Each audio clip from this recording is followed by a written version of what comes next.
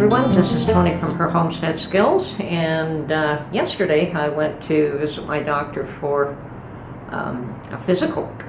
I haven't had one for a couple of years for obvious reasons, and he was bound and determined that I should come and see him.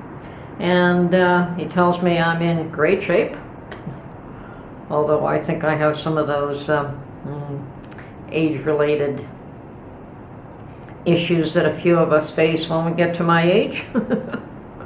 Don't have to go into any detail there, but no, he tells me I'm in great shape for someone my age, although he does admit that I do have one or two mild things that he was going to help me look after, which is great.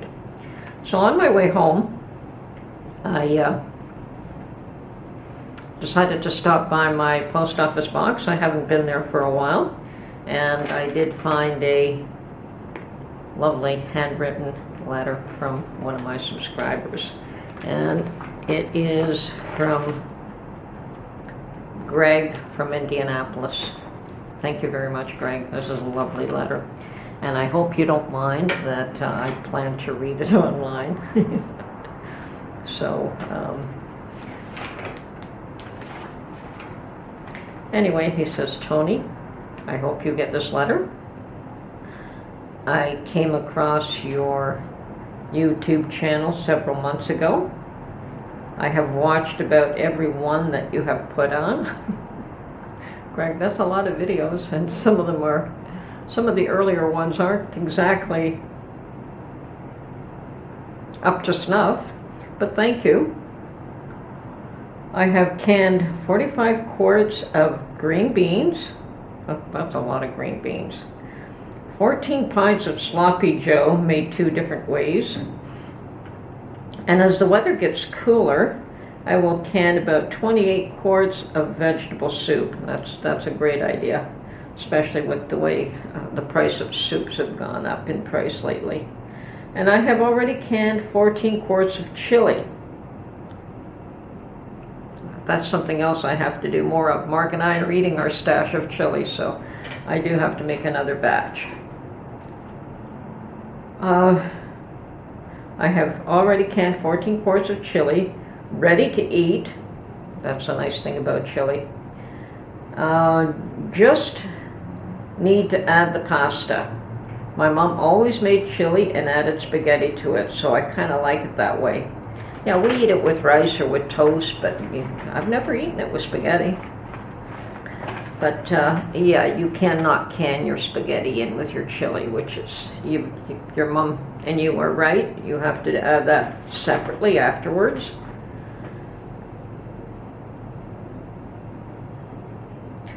I really wanted to thank you for all of your tips and all the different things that you have put up and dehydrated.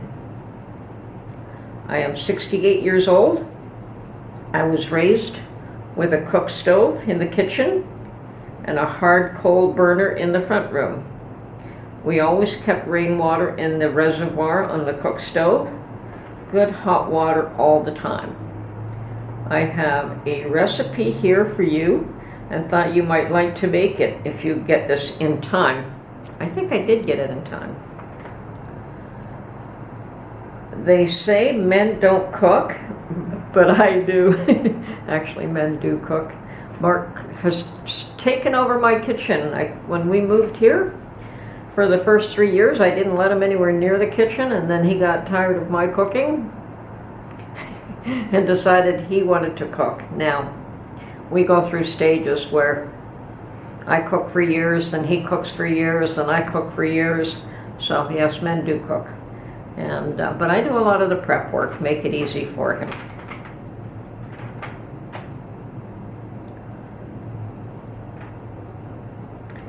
Okay, it's been just me for a long time now, so I will put it on the back.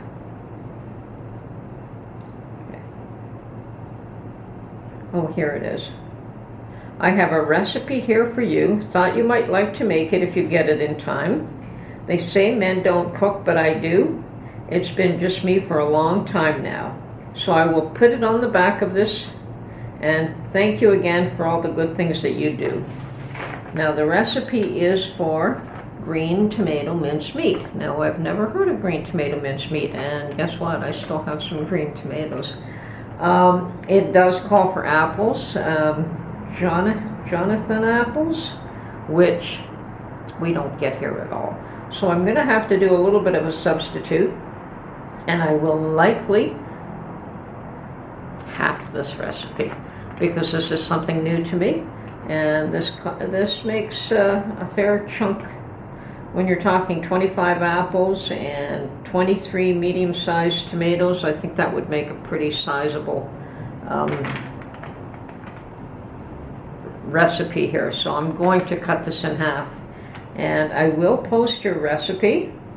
And apparently he also has, first of all, the green tomato mincemeat, and then cookies made from the green tomato mincemeat. And he goes on to say, this recipe came over the ocean with my wife's grandmother, so it is well over 100 years old. Love that. I really like the cookies myself. I'm glad you and your husband enjoyed your trip to the States. Oh, we did. We just wish we could have stayed there longer, but just couldn't afford to do that. Canada is one place I've always wanted to go to, but traveling don't do too good anymore, so I just stay here and do what I can. You and yours take care, and may God bless you both. Same to you, Greg.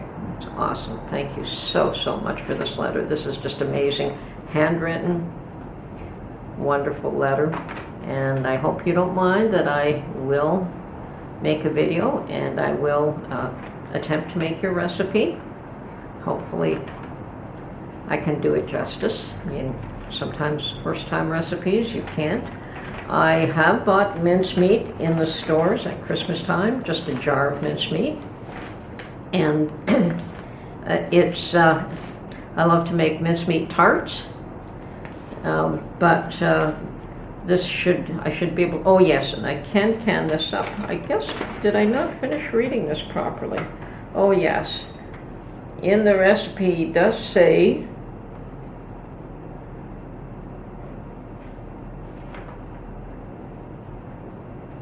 that I can hot pack in pint jars and water bath can for 40 minutes. That's how he did his. Or I can pressure can. If I can water bath, I always water bath before I pressure can. So yes, I can make this and store some in my pantry, which is awesome.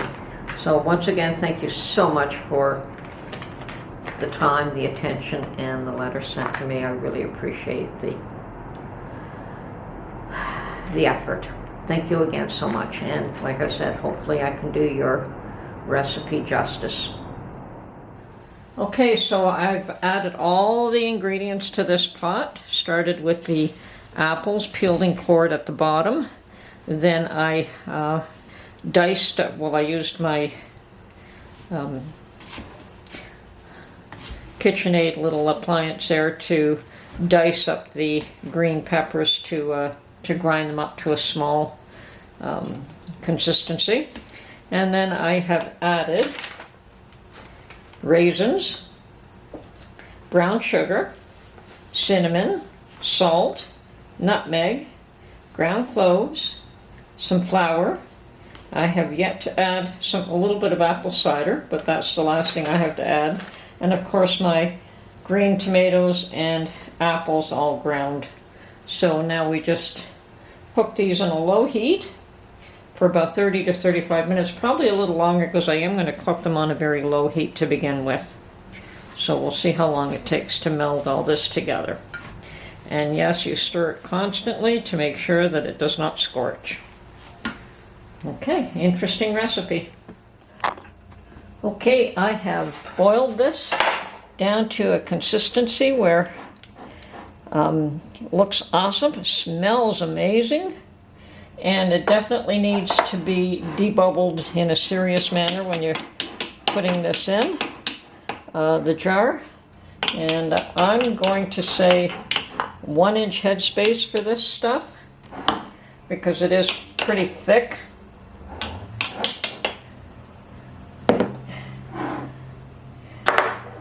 So definitely debubble, because when you're pouring it in, it will leave air pockets here.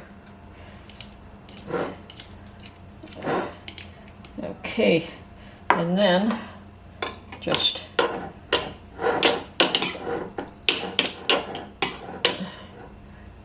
down.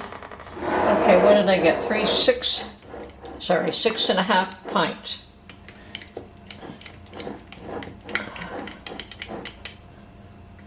And I believe I have enough to fill that one up a little bit more in the pan. Let me see.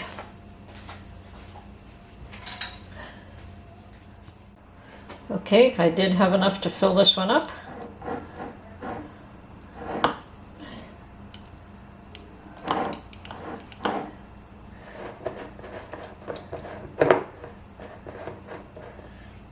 Maybe a little too much, so I'll transfer some of this to my half pint.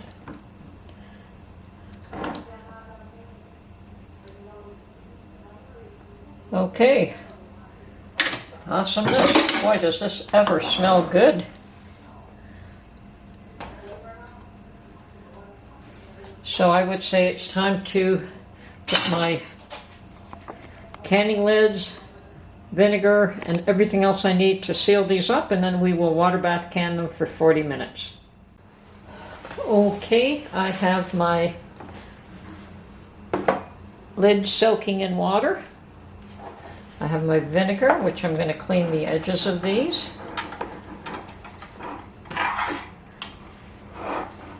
And these jars are very hot.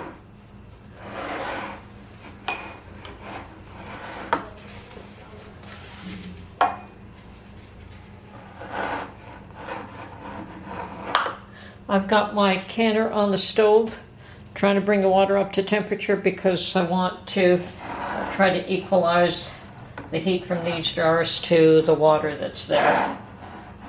Don't want that water cold. So it may have to, these may have to wait for a few minutes until that water comes up to temperature before I put them in, because these jars are extremely hot. Okay, lids.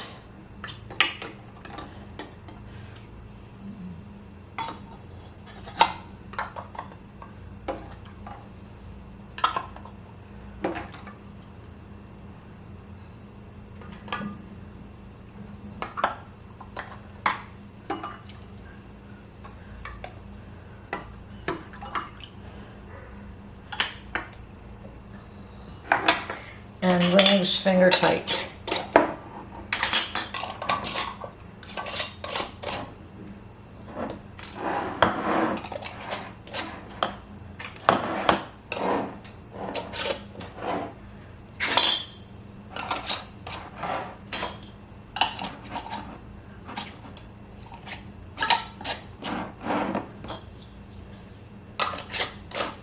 Okay, now I am going to put the balance of my vinegar in the canner.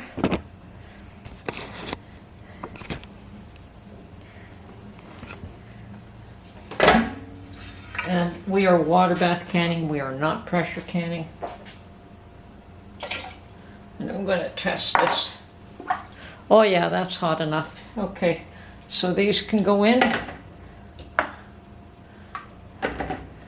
I'm just going to put the lid back on so to bring it up to a boil. Make sure that these are, that there's enough water here covering them over 1.5 inches. I do have to add a little bit more water. They are just barely covered. So I'm going to boil some more water and add it to that canner.